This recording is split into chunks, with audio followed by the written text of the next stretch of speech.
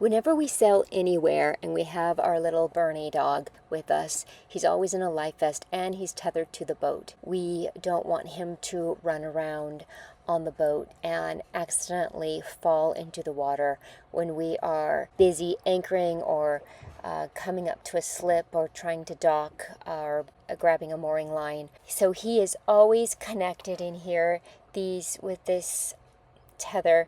It has a safety clasp.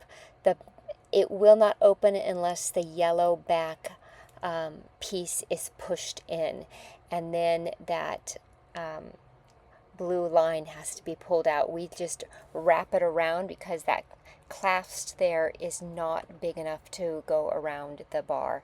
So we wrap it around that way, and we put the little side on his life vest, and it works really well. It keeps him inside the cockpit. He can't go past the seats or too far in the back either, but he has full range inside the cockpit. He can eat, he can sleep, he can kind of walk around and change positions in there, and we know for sure he is not going to be running up after us when we're trying to anchor or dealing with the sail, and we know he's not going to fall off mistakenly.